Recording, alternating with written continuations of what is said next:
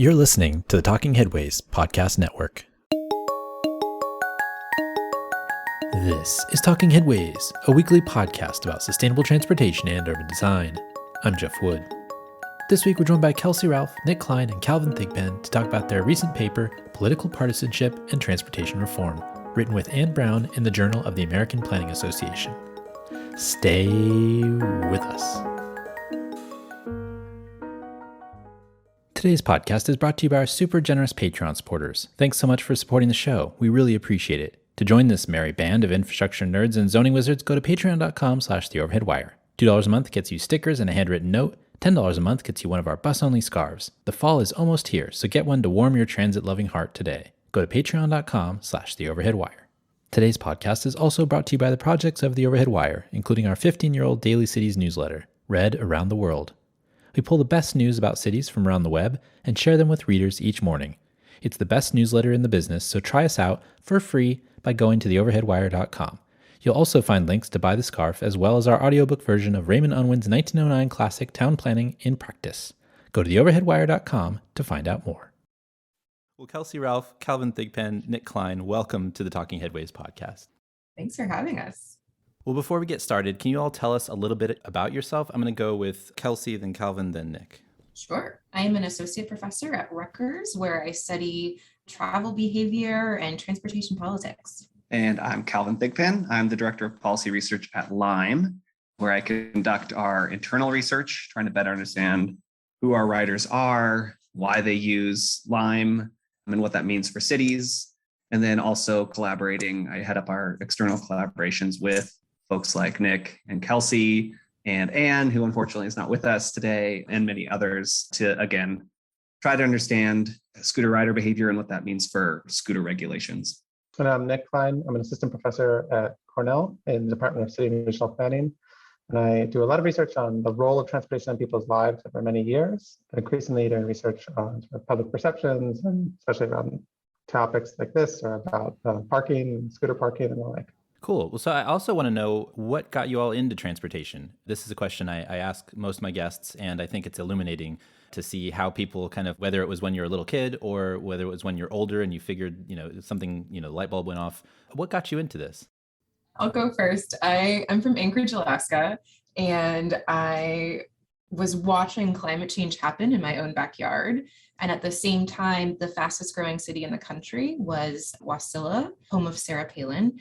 And it is basically a highway with homes sort of off the road, right? Homes and Lowe's and Home Depot and Walmart's all sort of along this strip of development. And I thought to myself, if this is the future of America, we're not going to solve our climate change issues. And I knew that I needed to get involved. Mine's a little more just happenstance and not necessarily, I think I was also motivated like Kelcie was by issues like climate change. But I think really the formative experience for me was I ended up attending UC Davis for my undergraduate, ended up sticking around for my master's degree and my PhD. So really loved Davis. I didn't choose UC Davis necessarily because it's like the bicycling capital of the United States. I chose it mostly because I wanted to run on the Division I cross country and track teams. And then I just ended up, falling in love with the town, falling in love with bicycling. And, sort of along the lines of what Kelcie said, sort of discovered how important transportation was for a whole host of topics. And so that's, UC Davis just happens to have a premier transportation research group.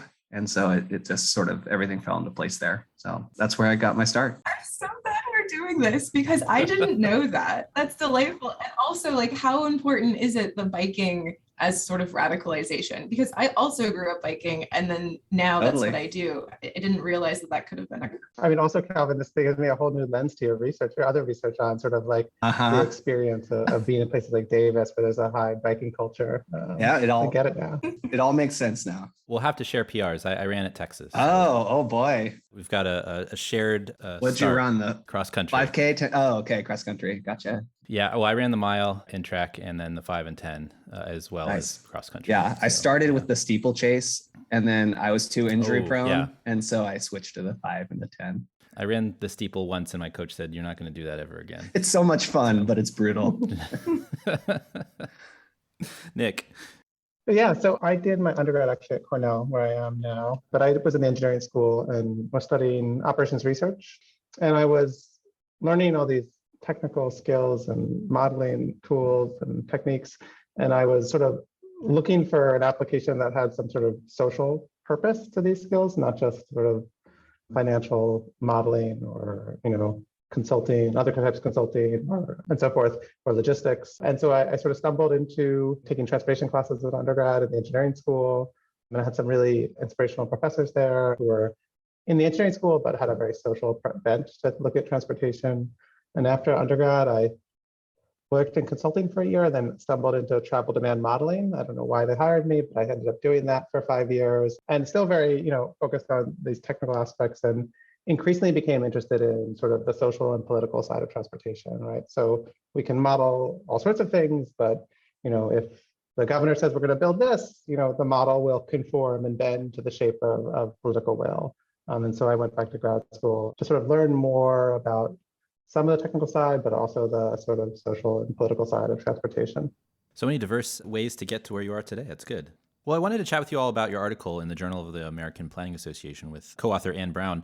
When did you all first start thinking about this topic specifically? This is a great story because we've talked about this a lot lately. And I think we have different views about the origins of the story. I know Kelcie and I have different ideas. Anne Brown and Calvin and I had worked on research on scooter parking. And one of the things that we were really interested in, was working together and bringing Kelcie on board to do work with us, right? So this was personality driven. We were like, how can we make our dream team even dreamier? Well said. And the other thing we were interested in was also this idea of perception. So in scooter parking, I don't think it's going to come as a surprise to you or any of the listeners that the public and policymakers have a perception of the problem of scooter parking that we think is very different from what is actually happening on the ground. And so we're wanting to do work in general around perceptions, around policies. We spent a while, Anne and Calvin and Kelcie and I, meeting regularly and talking about where would be a good fit, or where could we take these questions around policies and what direction could we take them. And there was a lot of us meeting and talking and coming up with ideas and reading stuff and coming back and reading and coming back. And there were a couple of sort of influential insights we took and angles we took. And I think Kelcie had one book that was really influential for her thinking about this concept, and she sort of brought that into the work we were doing. I'll hand it off to you, Kelcie. We started from the very beginning, because you can tell by the way that we labeled our folders for our research team that this was going to be a story of misperceptions and building on the misperception about scooter parking. And so in preparing, we did lots of reading, like Nick mentioned, and I read this book, Uninformed by Arthur Lupia.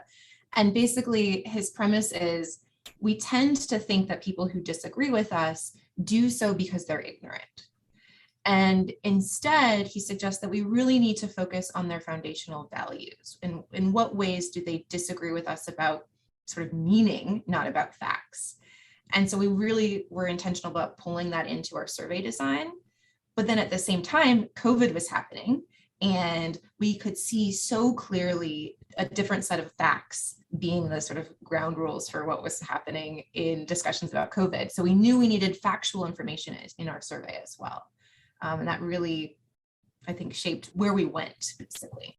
I think we were also really influenced by work by political scientists, Clayton Nall, right? Work by Yona Freemark, and work from Data for Progress and Transit Center, all three of whom had keyed on to its differences across political partisanship when it comes to views about transport policy. And so I think these sort of questions about perceptions, this idea about the book that Kelcie mentioned, and these other transportation and political science literature. Yeah, and I think the only thing I'd add on to that summary is I think Kelcie and I both were also inspired by the survey experiment. I think it's Rawlsian, if I'm getting my reference correct, that asked people, what do you think the distribution of income is across 5 income quintiles? What do you think it should be? Then it's revealed to them at the end what it actually is. And people think our society should be much more equitable. They think it's somewhat more inequitable, but in fact, it's way more extremely inequitable than most people actually think. And so that was another sort of piece that sort of inspired us as well. And then we are actually doing scooter perception research, just not with Kelcie, unfortunately, but just separately. Is there a reason you picked out Kelcie not to be in there? No, Kelcie chose not to join, so we didn't kick her off. Yeah.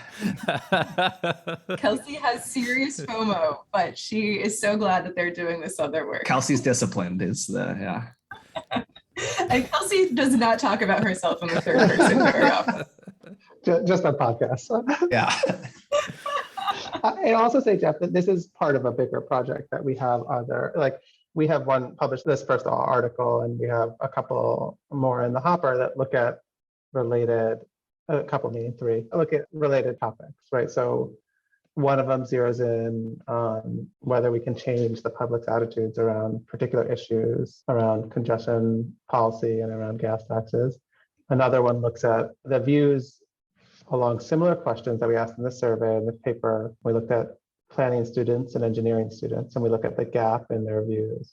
And then we have a third paper that looks at sort of how we frame questions, how that changes the public's willingness to support different ideas, and how that framing is maybe tied to policy outcomes. I'm looking forward to that planning versus engineering students paper. What is your hypothesis? Well, my co-host for our Monday show, Chrissy Mancini-Nichols, and I had this discussion actually this Monday about, getting policies passed, and then what's the responsibility of the engineers at state DOTs and things like that to do that stuff. So my hypothesis, just from my stupidity off the top of my head, is that I would say that planning students lean towards the active transportation discussion and engineers lean against the active transportation kind of norms and values, as it were.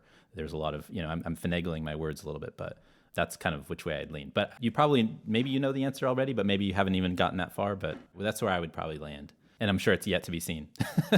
We'll see when the paper comes out. I mean, we could tease some of the results. I don't see anything wrong with that. Well, maybe we'll have you back to talk about it. I'll tell you what one of our reviewers said, which is one of my favorite reviews that we ever gotten. A peer review referred to our article or our writing as magical thinking. Oh. Quite. He referred to the thoughts of planning students as magical thinking. Which, as planning professors, perhaps we internalize that a bit too much. I don't know. I think there's fair connectivity there. You are always a planning student, aren't you? Well, we've had Clayton Nall on to talk about his book, The Road to Inequity, on episode 192. That was really eye-opening, I think, for us and a lot of the listeners. But he kind of talked about the topic a little bit differently in terms of, he talked about the politics and the partisanship and how history kind of has led us to where we are. But you all are thinking about kind of the willingness to change. How did you calculate this willingness to change, metric? You get people's ideas, you get their thoughts about how they feel about certain subjects related to transportation policy, and then how do you measure how you think they might change? Well, so we had a number of questions in our survey that essentially had two options, right? So often in surveys that people conduct, you do a strongly agree to strongly disagree or something like that. And we instead framed our questions around sort of there's a stem, right? So transport policy should, and then two options, right? And one of which we would consider is usually a more progressive option, and one of which is maybe not as a progressive option, right? So for the main sort of framing question we have for this paper, it's transport policy should. Option one would be try to shift more trips towards public transit, walking, and bicycling. And option two would be make it easier for most people to drive for most trips. Right. And so there we see, we sort of think about this as like, how willing are different people to support changing the status quo, shifting more trips towards public transit, walking, and bicycling, whereas the status quo, maintain the status quo, would be make it easier for most people to drive for more trips, right? So essentially supporting car dependence is the status quo. We sort of frame it as that, right? And what we want to see is like, are people willing to shift and push back against the status quo? Do they want a change? Do they want more people using alternative modes? Do they want to have sort of more mixed use development? Do they want to reduce driving? Do they want downtown shopping districts that sort of have less space for cars parking on the street and more place for bike lanes and other, walking and other modes and other types of uses for the street? So we didn't end up necessarily calculating like some sort of metric or score for each individual person, but we looked across all of the responses and cut the sample by different groups and things like that, and then just estimated what percent of those groups agreed or disagreed with the different statements. And so what was the end result? What did you all find? I think the first thing we want to make sure is clear is that overall, there's actually a lot of support for reform. That's the sort of biggest takeaway.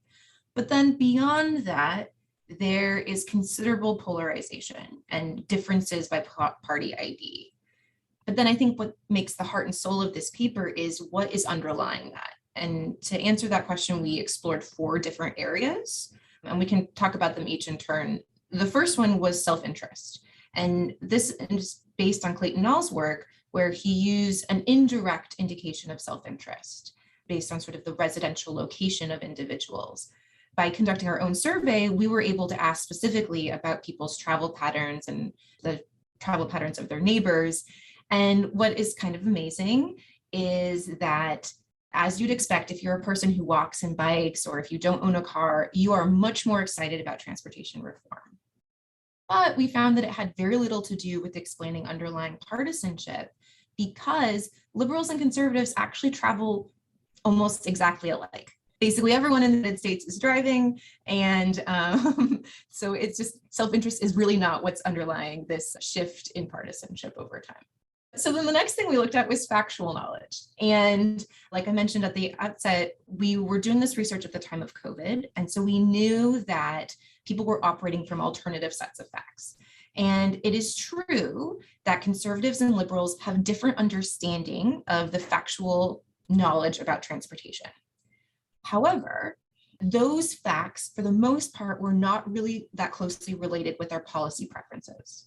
So if, for example, you underestimated how many people owned cars in the United States, that didn't really influence your thoughts about whether we should do reform or not. There was one important exception, however, and that is induced demand. So first, I should say that if you understand induced demand, which is the idea that, sure, we can build our way out of congestion for a little bit, but after a while, the congestion is going to set back in again. If you understand that idea, you're much more likely to support transportation reform. If you misunderstand that idea or are unfamiliar with it, you're less likely to support reform. Liberals are more likely to understand this idea, but I want to be really clear that most people don't get it. Yeah. So it's a really low bar to have. I noticed that in the answers that both sides are very, less informed on induced demand. Right. I think this is we could talk about this for a whole nother podcast, right? But I think this is like a really important part of the story and an important part of sort of our broader transportation policy, right? We, all 4 of us on this call, and probably almost every listener, right, already knows about induced demand. We don't need to explain it. But by and large, the public does not, right? And so, occasionally we'll see wonderful examples of public education around this, like David Zipper's recent piece in City Lab, Bloomberg News, whatever it's called these days, right? Yeah. Stephen Farber had a great article in Toronto last year in one of the papers there, because there is an issue around expressway there, like Manville's published stuff, right? But it's not enough, right? We need a lot more around this one issue, because it's central to what happens, in cities across the country right now. We see all these cities that are investing and expanding their highways, right? And so I think it's really a key thing. So I want to just sort of highlight that without sort of derailing our whole conversation about this paper. I do want to say one thing about that, though, is that it's really interesting to think that people live in these regions which are expanding freeways, and they see the results eventually, right? They've lived in a place where they've expanded the freeway, and then it gets congested again if you live there long enough. I mean, in LA, they have this whole discussion about Carmageddon happening in the 405 when they're expanding it and they're doing and then it comes online and then it's crunched again. And then, so people understand that, I feel like at a basic level, but then in responding to questions, they don't. So it's like this weird, I don't know what it is. And in Texas, for that matter, I-10 freeway that goes to 24 lanes or whatever. I'm from Houston originally. So, that irks me every time. People see it intuitively over their lifetimes that they drive, but it doesn't there's a disconnect somewhere maybe. Well, I think I see it whenever I talk to people about this, not that I'm going around like proselytizing induced demand, but whenever I talk to people about it, they're surprised to hear that this phenomenon exists And if you end up having a conversation with them about it, I think part of it is like, there's other things happening in the world at the same time, right? The population is growing. Like there's all these other like alternative explanations that people can come up with. And so that's where the value of the academic research comes in, is like, what are we controlling for? How do we isolate the actual induced demand? And so I think it is important to have those resources. I think Transportation for America has resources. Having those types of conversations, I think, can be really important and helpful, because it can, like Nick said, sort of set off a light bulb about like, this is, we're all about expanding highways, and this phenomenon is going to sort of negate the benefits very, very quickly. You all just gave me an idea for a t-shirt. Induced demand is real. I like it. I want just a teensy bit of empathy for people who misunderstand the idea and push back on it. So I definitely believe it's true. I'm not a truther about induced demand. But I think for most people, in their imagination, travel on the 405 would be even worse without the extension, and travel on the I-10 would be even worse. And of course, we need to disabuse the public of that notion, but I can understand where it's coming from. Fair. Okay, Kelcie, what's the third? Okay, so I told you about 2 ways that we're not leading to partisanship. Let me tell you about 2 that are, in fact, leading to greater partisanship. The first is beliefs about change. If you think it's possible to change our infrastructure, if you think it's possible to change behavior, either with prices or building differently, then you're going to be more supportive of reform. And somewhat unsurprisingly, liberals are much more likely to believe in the power of change. Conservatives are much more skeptical. So this was the first of our 4 that really did contribute to this growing partisanship. So the final one, and the one that really matters probably the most, is these core values about transportation. These are things like perceptions of fairness, equity, whether we should share the road space. These things are very differentiated between liberals and conservatives, and are very closely linked to whether you think reform should happen. The question I have is, how do you think people are informed about transportation policy issues? Is it just that they're in it and they are a part of it because they travel? Or do you think they are actually educated in some way about it, whether it's through the news, the media? How do you think that works? I think it's a good question. We struggled with this, we sent our survey around to friendly peers, right, at other institutions. And some people wrote back and were like, oh, most people don't think about transportation, right, that much in their daily life, which I don't necessarily agree with. We think about aspects about transportation all the time.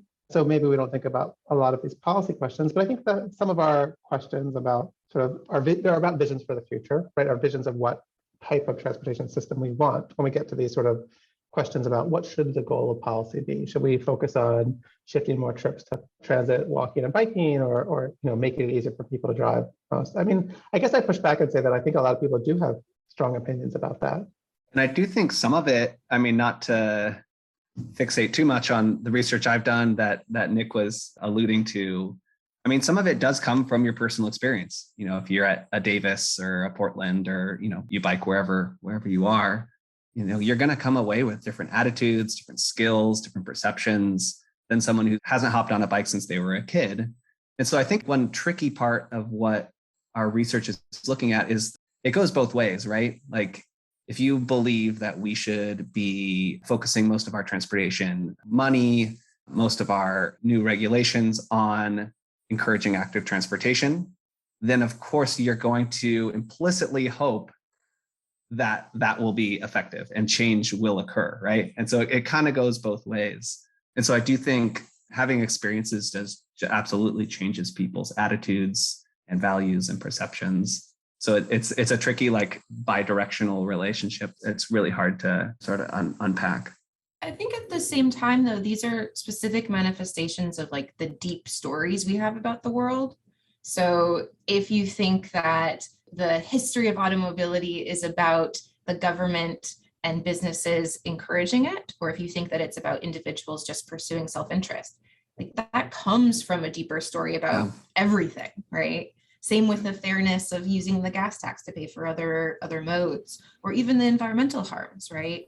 I think transportation is just one way in which we express our deeply held political values. You all have kind of hit on a lot of the questions that you asked in the survey. I'm wondering how you came up with those. And did some of them, when you were developing them, make you argue? Did some of you cringe at some of the questions that you were asking? I'm wondering what the process was for creating the survey. So writing surveys, I find really hard. All writing is hard. All writing is constantly rewriting and editing, getting feedback. And surveys are no different. I think we spent a long time thinking about the types of questions we wanted to ask, how we wanted to ask them, right? Revising them, teasing out different aspects about them. Like, are we hitting on these core sets of beliefs? Are we getting at the knowledge questions that we think really capture or are central to understanding policy preference, right? So we spent a long time doing that. We we drafted a survey, we sent it around to peers who suggested alternatives, who argued with us, who wrote friendly comments, right? We piloted the survey twice with a smaller sample to make sure the survey questions were working, right? And I can't remember exactly, there might've been some questions where, let's say that no one disagreed, right? Everything was exactly univariant. Like everyone said, yes, I love apple pie, right?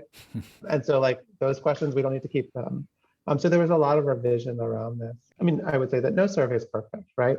I'm sure I would love if people took our research and sort of did a better version of the survey, right? And refined it, and made sure that our questions were really valid and, accurately assessing what we wanted. I think that would be great.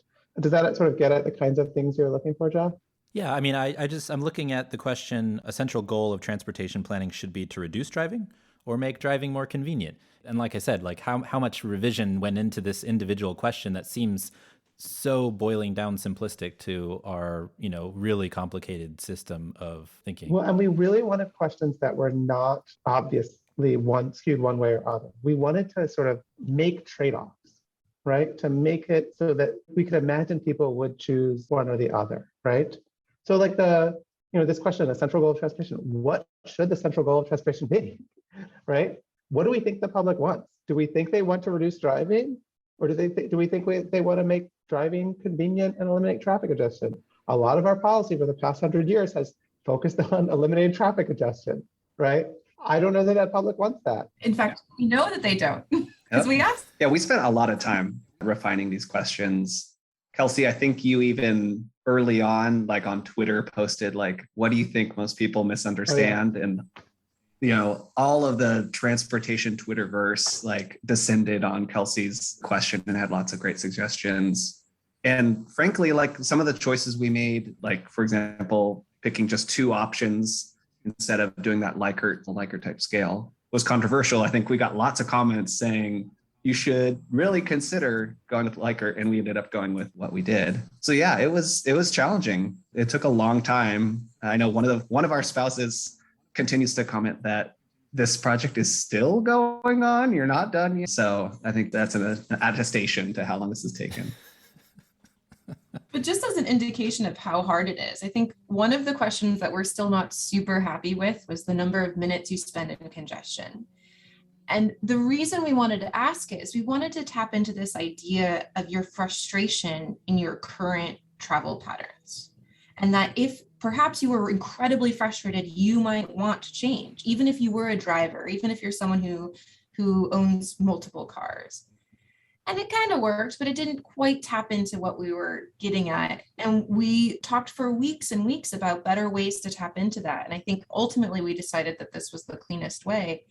But it's, a poem is never finished, it's merely abandoned. Same with a survey. We tried our best. And I think, like Calvin and Nick, I'm really excited about other people refining and continuing to do this sort of research. I think there's a lot of questions we left on the cutting room floor, right? So with the survey, our survey is not short. The goal is always to have a shorter survey, right? And to really hone in on the things you want that will answer the questions you have in the shortest amount of time so people don't get survey fatigue. And there's all sorts of other things we wanted to ask about, right? That we really wish we could have included for this or the ongoing project. They'll just have to be in future surveys. Another question I had for you all, do you think the current language and framing around transportation is adequate to discuss the changes we need in things like safety, access, climate change? I mean, you discussed this a bit in the paper, but I'm wondering if you think that the language that we use is up to the task. I mean, induced demand itself, the language of it is strange in itself. I can offer a local example, like when you talk about, I live in San Francisco, when you talk about the Great Highway, which has been throughout the pandemic has been closed to cars, but open to pedestrians and people biking and walking, taking scooter rides, et cetera. That whole language around reopening it. Well, it's been open the whole time. It's just not to cars. So absolutely. Kelcie, Tara Goddard, and Evan Chibuchi, I think I'm saying his name correctly. Sorry, Evan, if I'm not, studied this around safety and news crash reporting and definitely saw strong effects. So I think absolutely, I think there's lots of room for growth there. Yeah, it's open to sand all the time too, I know, the Great Walkway. Yeah, I went for a run on it today because there's sand. So yeah, which closes off to cars. Exactly. It's a fascinating thing. I found some interesting findings in the charts too that you all had. I noticed that in some of them, the very conservatives were to the left of conservatives. I'm wondering if you saw that and what you're thinking that might be. So is it the big figure that we have? I mean, I think we do not have enough very conservatives in our sample. Small sample sizes. No. Which is why a lot of, in the rest of the paper, I think we mostly focus on grouping conservatives together, liberals together and moderates together so that we sort of have larger groups. We weighted the sample. We're fairly confident, that it sort of tells the story, but I guess I wouldn't fixate too much on that one group in the absence of the trend, right?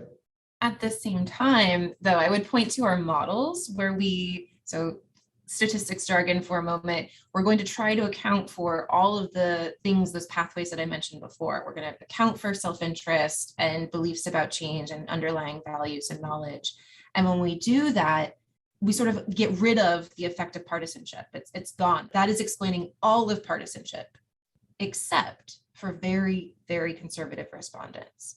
And so you asked earlier, Jeff, about where are people getting this messaging? To me, it just suggests that it's coming from sort of conservative political operatives. Like, this is the ideas about transportation that we'd like our voters to have. And then we're going to continue to message about these things. I'd also just quickly point out that in another paper we're working on, we also see some very interesting things on the complete opposite end of the scale with very liberal respondents displaying some sort of entrenched, very extreme sort of answer patterns in similar ways to the very conservative, just on sort of the other end of the spectrum. What would be an extreme liberal answer? I'm just curious about it. Don't have to give anything away. I'm just thinking about top level extreme liberalism. Ban cars. Yeah. Ban cars? Okay. I mean, it's not actually in our survey, but there was a fight over that the last couple of days. I think it was some journalist got all talky about it, and so it caused him to be ratioed in some form or fashion, which happens. Social media along those lines. Yeah, social media. There's also a warning about transportation professionals getting too partisan in the paper. I think you find even here in progressive cities like San Francisco, where I am as well, you have trouble getting consensus. I'm wondering how that plays out. If transportation professionals take these answers in this survey and they get too partisan about their transportation policies and what they're pushing, what happens? So I think that advice comes out of our reluctance as academics to be political operatives, right? What we do not want to be responsible for is guiding the strategy of folks trying to bring about transportation reform. And so we were very careful to sort of lay out two different options. On the one hand, we could embrace this idea that partisanship is growing and really lean into that and be more partisan and more sort of ambitious in our goals. On the other hand, we could try to sort of keep partisanship at arm's length and pursue our goals in a sort of nonpartisan way. And we're not sure which is better. We don't have any data on that from our own research. And so as academics, we're really careful to not extend beyond what we know. And arguably, when you look at the data, you look at we've talked a lot about the liberals, we've talked a lot about the conservatives, but we haven't really talked about the moderates. And they tend to fall, as you might expect, right in the middle, right along where, in general, we're finding majority support for reform. So I think there is some indication that you could have success not leaning into partisanship. And if you just do the things that people say they want, you would have success. So I think there's also an interesting angle of just addressing what moderates want as well. And I think here in transportation, we don't have a lot of research that looks at these hyper-partisan cases, right? But, looking at the work of Karen Frick, who has looked at sort of conservative views on policy, right, around land use, right, and other issues, and Ann Foss in Texas, her work in these studying planning issues in conservative contexts. Ann Foss's work in particular sort of suggests that, we should focus on tangible actions, right? Like that in these contexts where, in a very conservative context where people may not support things that are viewed as in a partisan lens, focusing on sort of the specific and tangible goals, right? As opposed to the broader policies may work well. But I do think we don't have a lot of research on sort of partisanship in transportation, right? There is some, but we were out talking about very conservative views on transportation policy. And, I would love to read sort of the view of like, what is the very conservative view of transport policy, right? Like we have some inklings from different things, but a media analysis of that would be fascinating, right? And might help us understand a little bit more interpret our findings. Well, through the lens of putting together this paper, what did you all think of the discussions generally about the infrastructure bill that was happening for the last 6 months or so? I think we generally found them disheartening. There's what we see, which is what Kelcie started our discussion about. The main point of one of the main findings we have is overwhelming support for, reform in transportation. And, for changing the status quo. And what the infrastructure bill is largely about maintaining the status quo, investing more in roads and highways, right? There's more money for transit, but there's a lot of money for highways and roads. It makes you wish that more senators understood induced demand. Maybe that would make a small dent, but yeah, we were frustrated. It also doesn't leave you particularly hopeful because we work so hard to have a Democratic administration. And the promise of a Pete Buttigieg-led Department of Transportation has not led to the sorts of dramatic changes that maybe a naive person, pointing at myself, might have hoped for. The magical thinking of planners. There is the magical thinking of academia.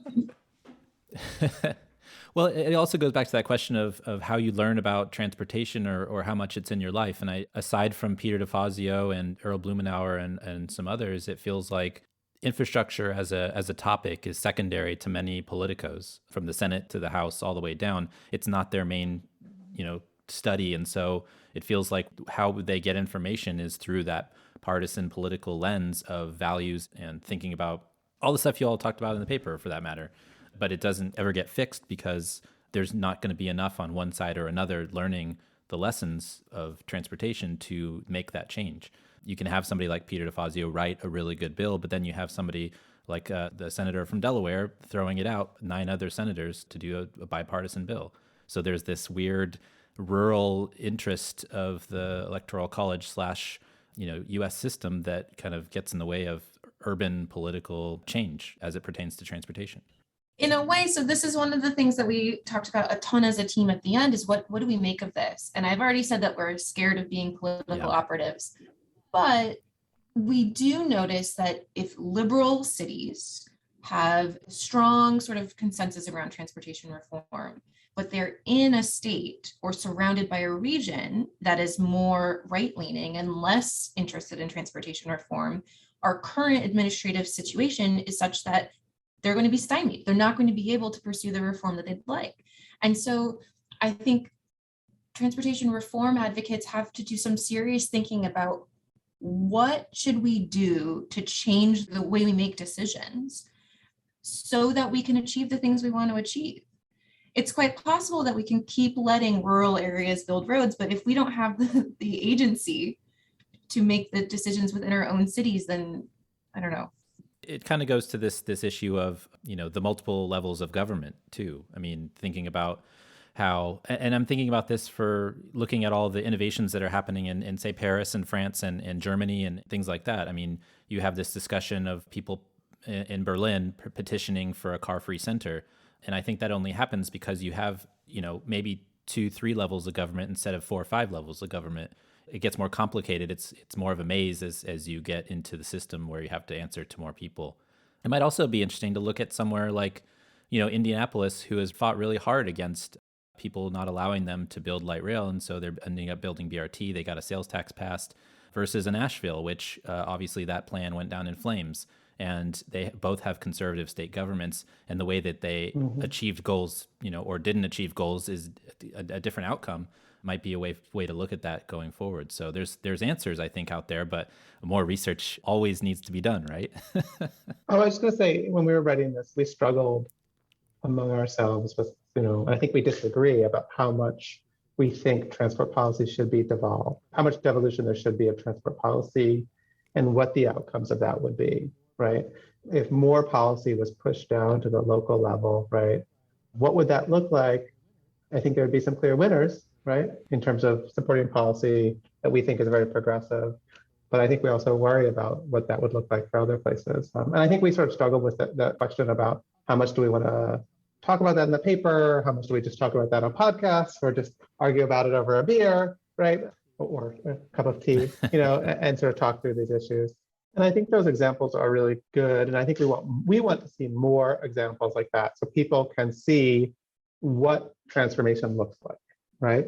And not just, one of our reviewers pushed back on an earlier version of this paper where we, said examples from whatever, Northern Europe. And they were like, can we stop having all the examples be from Northern Europe about like what good transport policy looks like? And I think it was a good example. And it also left us wanting for what examples here look like, right? Like, where are those big transformations? Where do we see that? We want to see them so people can say like, oh my God, Indianapolis, right, has done such amazing things. Like, can we all do what they did? Or can we think about what that would look like for our city? Well, what's next for you all? How does this lead into other research? Well, Jeff, I'm glad you asked. We have several exciting projects lined up. So we have a couple papers coming out of this, and I will let Kelcie and Calvin talk about them because they're both the lead authors on them. So we mentioned some of the papers that are coming out of this later. 2 that I'm leading on. One is, how do perceptions change if we shift from asking people if they want to shift trips to transit, walking, biking, or reduce driving? And we know that there's going to be a big drop off in support for reducing driving, but what we're interested in is who changes their mind when we switch between those 2 frames. So we should have something out about that within the next month or so. And then the next is a study of transportation planning students, engineering students, and then their views to the public. I think we should just come back and talk about it in a couple of months when it's up there.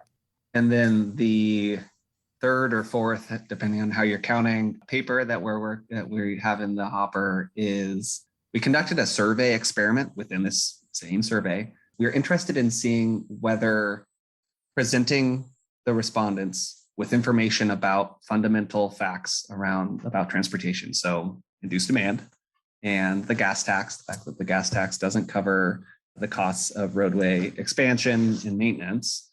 We wanted to see if presenting them with that information would change their policy preferences on related topics. And when we got the results back, we were very excited. There were big, statistically significant changes. But then we decided, let's see if that actually persists 6 months later. And lo and behold, it does not.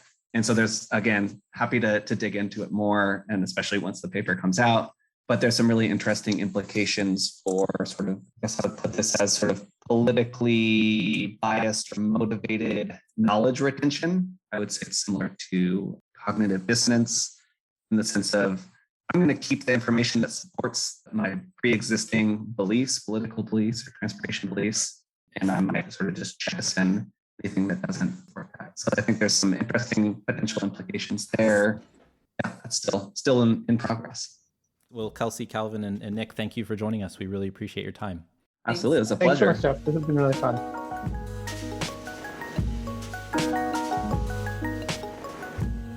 And thanks for joining us. The Talking Kidways podcast is a project of The Overhead Wire and posted first at Streetsblog USA. Thanks to our wonderful Patreon supporters for sponsoring this show and Mondays at The Overhead Wire. You can support the show by going to patreon.com/theoverheadwire. You can sign up for our 15-year-old newsletter at theoverheadwire.com. And you can listen to the show on your podcatcher of choice, including Spotify, Stitcher, SoundCloud, iHeartRadio, and Apple Podcasts. And if you can't find it there, you can always find it at its original home at usa.streetsblog.org. We'll see you next time at Talking Headways.